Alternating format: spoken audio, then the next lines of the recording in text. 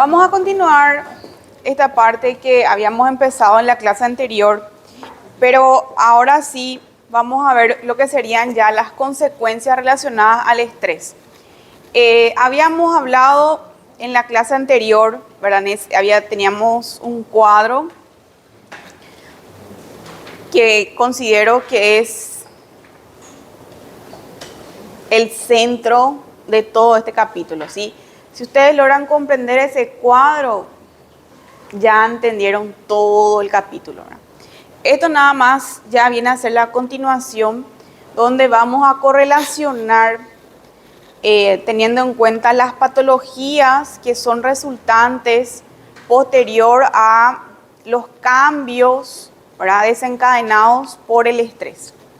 Entonces, tener en cuenta, que creo que ya les mencioné también en la clase anterior, que todo ese sistema, toda esa activación está relacionado para un periodo crónico, ¿sí? Para un estrés agudo. Entonces, acuérdense, nuestro sistema nervioso simpático es el que te prepara para la subsistencia.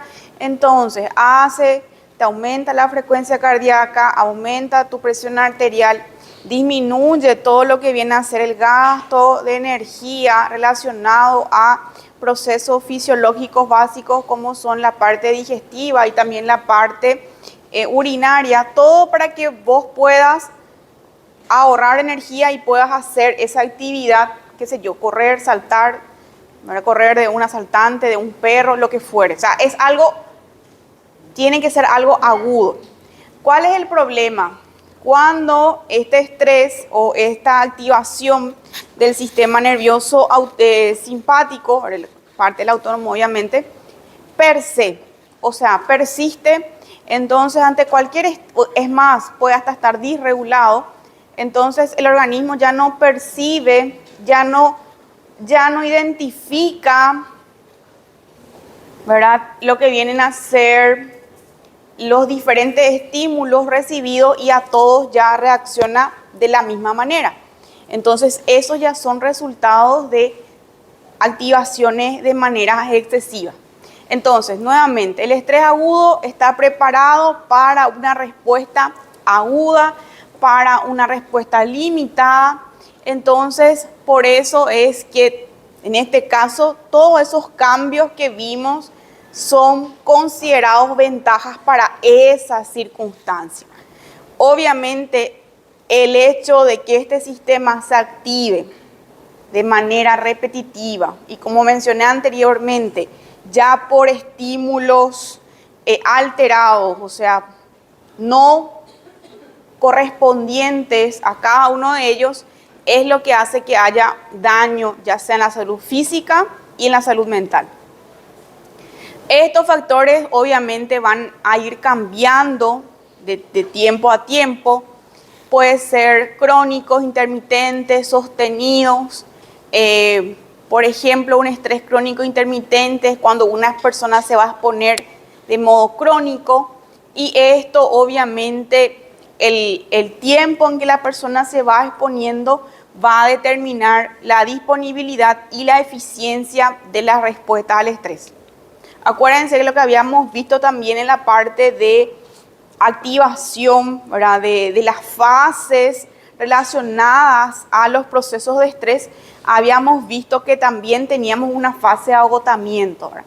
Entonces, cuando hay una sobreactivación, obviamente esto va a llevar a procesos patológicos.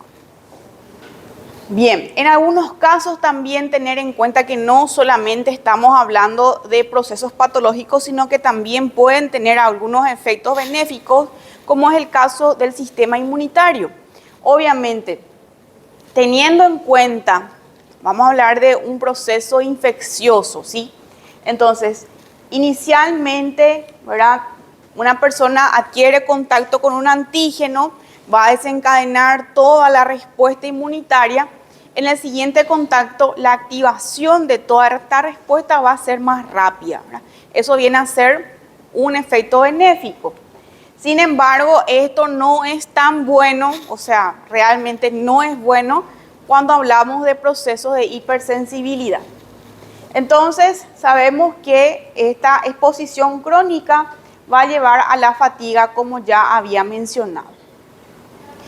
Habíamos hablado también en la clase anterior lo que viene a ser la capacidad del ser humano, de la adaptabilidad.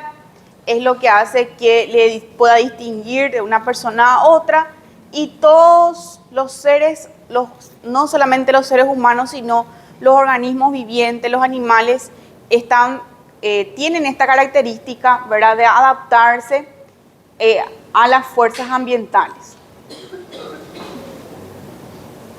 Bueno, todo esto, ¿verdad?, van modificando ya sea sus ambientes, hábitos, con tal de alcanzar una forma de vida que sea más apropiada para cubrir sus necesidades. Y esto están descritos, ¿verdad?, en lo que viene a ser nuestros antepasados, en la época prehistórica, ¿verdad?, todos los cambios morfológicos del cuerpo humano que sufrió para poder llegar a llenar sus necesidades básicas. Bien, adaptación, entonces acá hablamos del ya relacionado al entorno o los cambios del ser humano, ¿verdad?, para poder adaptarse al entorno. Acá el material nos coloca el ejemplo del aire acondicionado, también relacionado a las infecciones, la parte del descubrimiento de los antisépticos, vacunas, antibióticos, y sabemos que también muchas veces estos cambios relacionados a la modernización también puede tener efectos no beneficiosos, como es el caso del ruido, contaminación ambiental, mayor exposición a agentes nocivos, etc. Bien, y tener en cuenta que estos procesos que habíamos hablado pueden presentarse como una amenaza para la integridad fisiológica del cuerpo y psicosocial de las personas. Y esta respuesta sabemos que ya habíamos hablado en la clase anterior, están relacionados a mecanismos de retroalimentación. Por ejemplo, en el caso del incremento barorreflejo de la frecuencia cardíaca, está relacionado al cambio de posición de una persona que pasa a estar en estado de decúbito a pasar al estado de erecto, ¿verdad? Y esto es instantáneo y cede espontáneamente. Bien, habíamos hablado también de cuáles pueden ser los factores. El ser humano adapta o genera estrategias o mecanismos de afrontamiento. Estos pueden ser respuestas, no solamente estamos hablando de respuestas físicas, sino también hablamos de respuestas emocionales y conductuales. Y acá tenemos en cuenta, ¿verdad?, todos los determinantes, ¿verdad?, que están relacionados a este proceso. Entonces, la reserva fisiológica, ¿en qué caso? Por ejemplo, una persona que se va a someter a un proceso de inanición, entonces si tiene una reserva fisiológica importante, va a tener mayor capacidad de adaptación. El tiempo también, la genética, la edad, ¿verdad? Obviamente no va a ser lo mismo. El ejemplo que mencioné de una persona que se va a someter a un periodo de ayuno, esto va a ser mucho menos tolerable en los dos extremos de la vida. El estado de salud, nutrición, los ciclos sueño-vigilia, la resistencia, entre otros.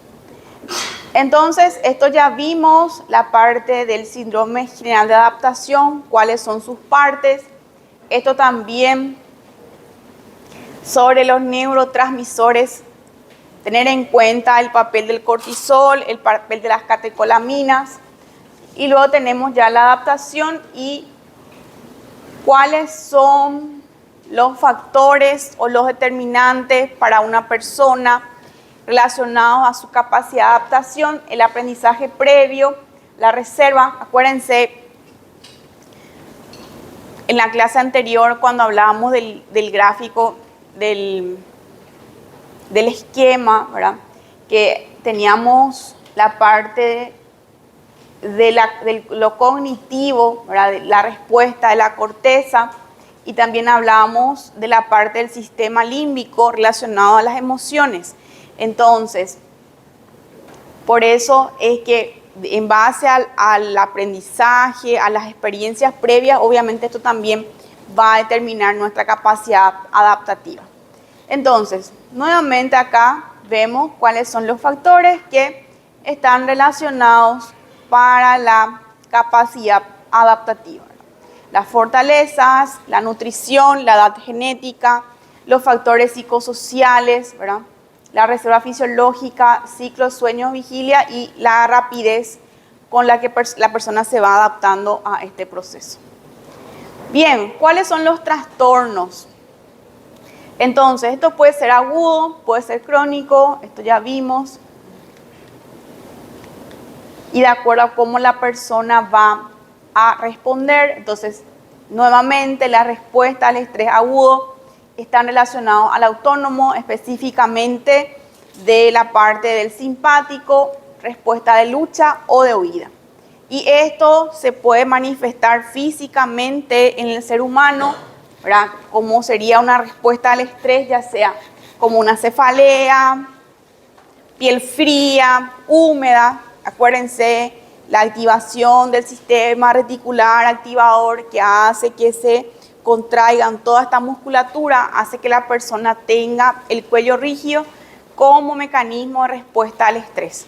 Nuevamente, habíamos hablado de la activación de la parte cognitiva, se activan las vías neuronales, el despertar, el estado de alerta, vigilancia, cognición y también la parte del sistema límbico es lo que regula la parte emocional, como sería la respuesta en el caso de la ira, agresividad, etc. Y bien, sabemos que esto puede activarse en cualquier acontecimiento en que nuestro organismo identifica que está en peligro. Bien, entonces acá vemos la respuesta, esto ya vimos cuáles pueden ser las patologías relacionadas a cuadros de estrés, alteración del estado de ánimo, ansiedad, postraumático, alimentario, hipertensión, infección. Ustedes ya vieron específicamente relacionado a la activación o al proceso ligado al cortisol, patologías gastrointestinales, por ejemplo, el síndrome de colon irritable, entre otros. Bien, entonces cortito, no que faltó nada más.